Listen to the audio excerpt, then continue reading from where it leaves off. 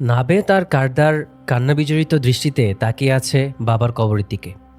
একটু আগে তারা ১২ জন ভাই মিলে পিতা ইসমাইল আলাইসাল্লামকে দাফন করেছে।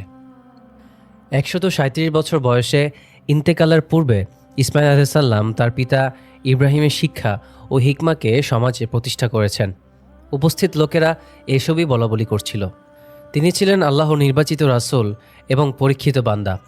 আরব উপদ্বীপে তারই দাওয়াতি মেহনতে ফুটেছে তাওহীদের পুষ্পকানন। ইসলামের ফল ফসলে সমৃদ্ধ হয়েছে প্রতিটি জনপদ। এখন তার পুত্র নাবেদ সহ সবার উপরেই এই দায়িত্ব এসে পড়ল। পরবর্তী আরেকজন নবী না আসা পর্যন্ত চলমান রাখতে হবে এই যাত্রা, ধরে রাখতে হবে অর্পিত আমানত। তারা কি পারবে প্রজন্ম থেকে প্রজন্মান্তরে এই দিনকে সতেজ ও বলবৎ রাখতে? ইসমাইল আলাহিসাল্লামের পুত্র নাবেতের ৬ পুরুষ পরের মক্কা। কত শত ধুলোঝড় বয়ে গেছে এই নগরীর উপর দিয়ে। জমজমে সিক্ত হয়েছে কত প্রজন্ম। কাবার কাঠামোতে এসেছে কত বদল। এখন খ্রিস্টপূর্ব ৩০ সাল চলছে নাবেতের ৬ষ্ঠতম অধস্তন পুরুষ আদনানের যুগ, যার হাত ধরেই আদনানি আরব বংশের সূচনা। তারই সন্তান মাদ যৌবনে পদার্পণ করতে করতে খ্রিস্টবর্ষ শুরু হলো, অর্থাৎ ঈসা আলাইসাল্লাম ও আদনান পুত্র মাদ সমসাময়িক ও সমকালীন ছিলেন। এখন আরব জুড়ে থোকা থোকা জনবসতি গড়ে উঠেছে, গোত্র ব্যবস্থার উন্নতি হয়েছে, আর্থসামাজিক সম্পর্কে এসেছে নতুন ধারা। মক্কাকে কেন্দ্র করে আবর্তিত হচ্ছে মানব সমাজের উত্তরণ। হজের প্রথা সবাইকে মোটামুটি বাৎসরিক বন্ধনে হলেও আগলে রেখেছে। ঈসা আলাইসাল্লামের অন্তর্ধানের পর জাহিলিয়াত সন্তর্পণে প্রবেশ করতে শুরু করলো সমাজে। আসমানি বিধানের প্রতিষ্ঠিত মূল্যবোধ এখনও টিকিয়ে রেখেছে দায়বোধ ও মানবতা। তবে আর কতদিন এভাবে ধুকে ধুকে চলবে তা বলা মুশকিল। মাদের নাতি মুদরের যুগে প্রবেশ করছি আমরা। রাতের আকাশের কালো পেটে এক চিলতে মেদ নেই। পূর্ণিমার থলে থলে চাঁদ যেন এখনই গলে পড়বে। জোছনায় ভেসে গেছে মক্কার অলিগলি। সন্ধ্যার ফুরফুরে হাওয়ার উষ্ণতেজ এখন কমে এসেছে। মুদরের ঘরের উঠোনে বসেছে কাব্যচর্চার আসর। আবৃত্তি হচ্ছে মুদরেরই রচিত কাব্য। তার কাব্যগুলোর বিষয়বস্তু বেশিরভাগই উট ও উটের জীবনচক্র। শুনশান নীরবতায় সুরেলা কণ্ঠে বাতাস কাঁপাচ্ছে কবিতা। মোহাচ্ছন্ন মজমা দুলছে। এক একটি কবিতা শেষ হলে বাহবায় ফেটে পড়ছে। আসর শেষ হতেই শুরু হলো মুরব্বীদের নতুন আলাপ। শিশু কিশোর আর নারীরা ফিরে যাচ্ছে। মুরব্বীরা মুদরের কাছে জানতে চাইল আসছে পূর্ণিমার আগেই উট প্রশিক্ষণের নতুন মৌসুম শুরু হবে কিনা। মুদরের হাতেই আরবে সর্বপ্রথম উট প্রশিক্ষণ কেন্দ্রের গোড়াপত্তন হয়েছে। সর্বপ্রথম ক্যারাবান প্রস্তুত করতে উট ব্যবহার করাও শিখিয়েছেন এই মেধাবী নেতা। আরও একটি বিদ্যার আবিষ্কারক এই মুদর। উটের ভাষা উদ্ভাবন করেছেন। উটকে কি বললে থামে, কি বললে দ্রুত এগিয়ে চলে, কি বললে কাছে আসে, এসবের প্রশিক্ষণ মুদর প্রথম আবিষ্কার করেছেন। মৃদু হেসে মুদর বললেন, আগামী মৌসুমে আমি তোমাদেরকে নতুন একটি প্রশিক্ষণ কৌশল শিখিয়ে চমকে দেব। রাতের মধ্যেই এই আকর্ষণীয় সংবাদ মক্কায় উঠে গেল। যুবকদের যেন আর তর সইছে না। বস্তুবাদের হামাগুড়ি। এরপর ইতিহাস নতুন মোড় নিল মুদ্দরের চতুর্থ অধস্থন পুরুষ কিনানার যুগে এসে। সভ্যতার তেজ বাড়তে শুরু করেছে এই সময়ে, কিন্তু হ্রাস পাচ্ছে আধ্যাত্মিকতার তেজ। আরব জুড়ে মক্কার আধিপত্য তৈরি হয়েছে। অন্যান্য গোত্রের উপরেও কিনানার প্রভাব চোখে পড়ার মতো। এই অজ্ঞাতনামা ব্যক্তির আসল নাম ছাপিয়ে তার কিনানা উপাধিটিই প্রসিদ্ধ হয়ে গেল। কিনানা মানে তীর রাখার থলে বা তুনির। এ নাম তার সাহস, জ্ঞান, গরিমা ও বীরত্বের কারণে তিনি অর্জন করেছেন। আরবের দিগন্ত থেকে মানুষ হজ করতে আসে একমাত্র এই জীবন্ত কিংবদন্তির সাক্ষাৎ লাভের আশায়। সবাই কিনানার উদ্দেশ্যেই মক্কায় আসতে চায়, যেন এক যাত্রায় দুই পুণ্য কাজ সম্পন্ন হয়। মক্কার অদূরে এক রাখালের তাঁবুতে আগুন লেগেছে। সংবাদ পেয়েই সেদিকে ছুটলেন কিনানা। মক্কায় খবরটি চাউর হওয়ার আগেই কিনানা একাই আগুন নিভিয়ে আনলেন। খুব একটা ক্ষয়ক্ষতি হয়নি। এভাবেই তিনি সব কিছুতে সবার মন জয় করে নিতেন। কিনানা দীর্ঘ আয়ু পেলেন। যেদিন তিনি মারা গেলেন সেদিন মক্কাবাসী বিহ্বল হয়ে পড়ে। এ যেন আকস্মিক কোনো বিপর্যয় মক্কাকে অনেক দিনের জন্য থমকে দিল। কিনানার সন্তান নাদ্দর মক্কার দায়িত্ব নেওয়ার পর থেকে অর্থনৈতিক অবস্থা বেশ উন্নতি হলো। মক্কাবাসী পুরোদস্তুর ব্যবসায়ী হয়ে উঠল। আর অর্থনীতিতে শক্তিশালী যে কোনো বংশ নিজের জনবলকে আগলে রাখতে সচেষ্ট থাকে। নাদ্দরও তাই হিজাজের দূরদূরান্তে বিক্ষিপ্ত হয়ে থাকা তার বংশধরদেরকে প্রথমবারের মতো মক্কায় থিতু করার চেষ্টা করলেন। ব্যবসা ও লোকদের পুনর্বাসন করার এই দুই অবদানের কারণে নাদ্দরের উপাধি হয়ে উঠল কুরাইশ। বাজারে এই কয়দিন এ নিয়ে নানান জল্পনা কল্পনার অন্ত রইল না। সবার মুখে একটাই কথা, এই উপাধি নাদ্দরকে মানিয়েছে বেশ। ইতিহাসের এই পর্যায়ে এসে নাদ্দরের তত্ত্বাবধানে মক্কায় বসবাসকারী গোত্রগুলো এখন থেকে কুরাইশ বংশ নামে সুপরিচিত হতে শুরু করলো। কিন্তু কুরাইশ উপাধি এই নাদ্দরকে নিয়েই সীমাবদ্ধ থাকল না, বরং আমরা পরবর্তী প্রজন্মে আরও দুইজন কুরাইশের গল্প শুনতে যাচ্ছি। উন্নয়ন বনাম অন্যায়। নাদ্দরের নাতি ফিহর, দ্বিতীয় কুরাইশ তার উপাধি। ইনিই কুরাইশ নামের প্রকৃত প্রতিষ্ঠাতা। তার দাদার উপাধি হচ্ছিল কুরাইশ, তবে তা কেবলই নাম সর্বস্ব ছিল এবং সর্বজন বিজিত ছিল না। কিন্তু ফিহরকে সবাই এক বাক্যে কুরাইশ বলে মেনে নিয়েছে।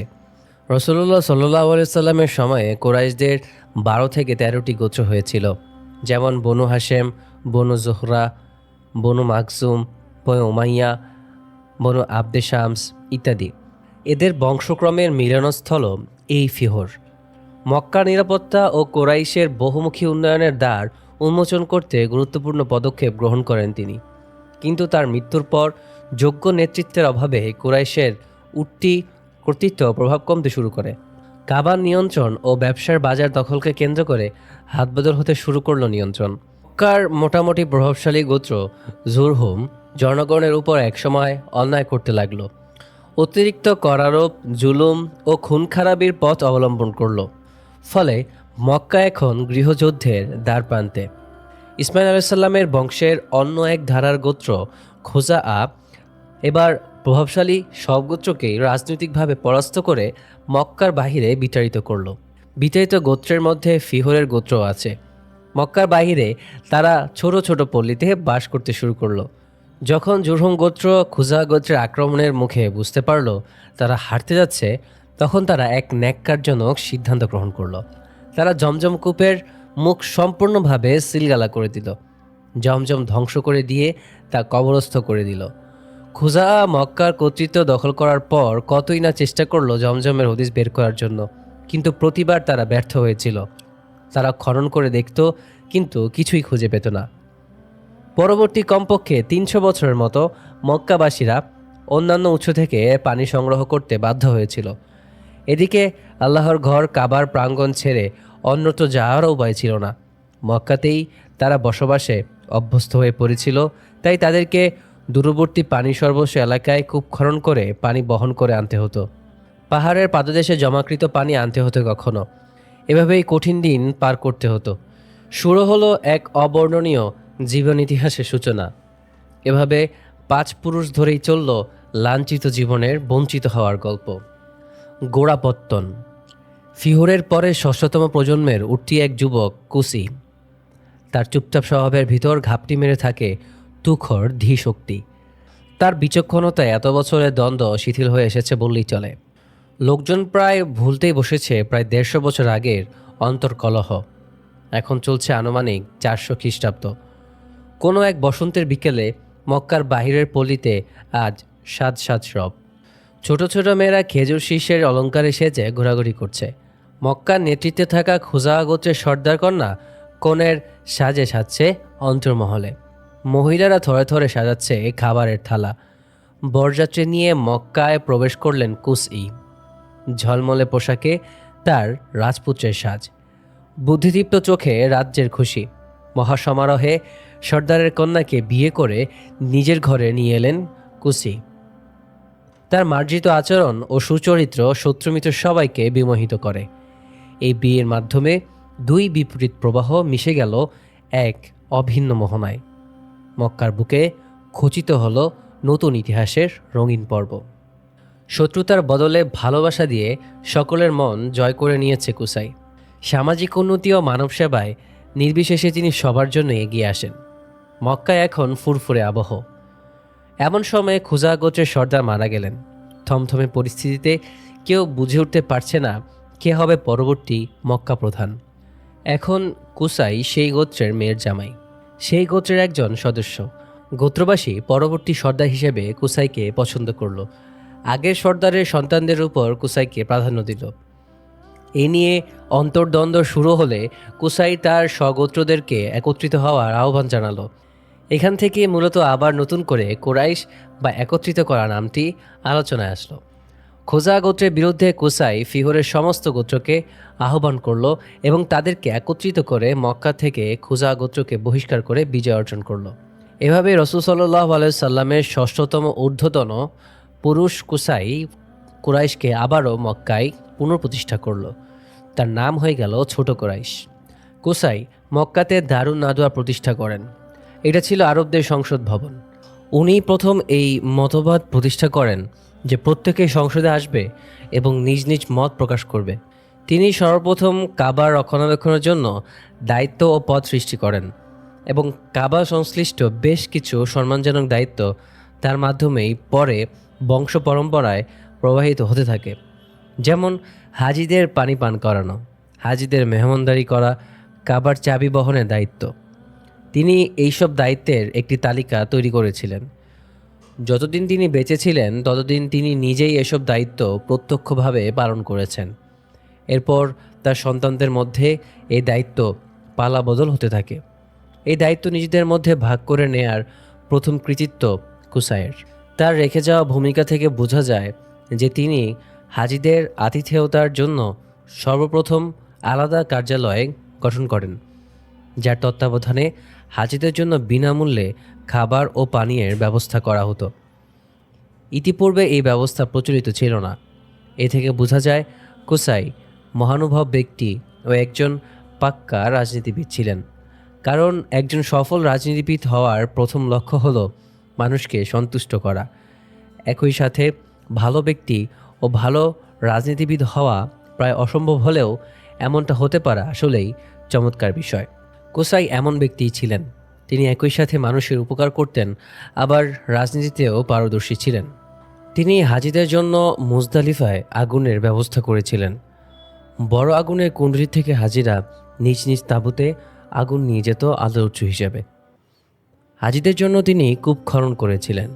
এই কূপের অত্যন্ত প্রয়োজন ছিল, কারণ তখনও জমজম সিলগালা ছিল। এর হদিস পাওয়া যাচ্ছিল না।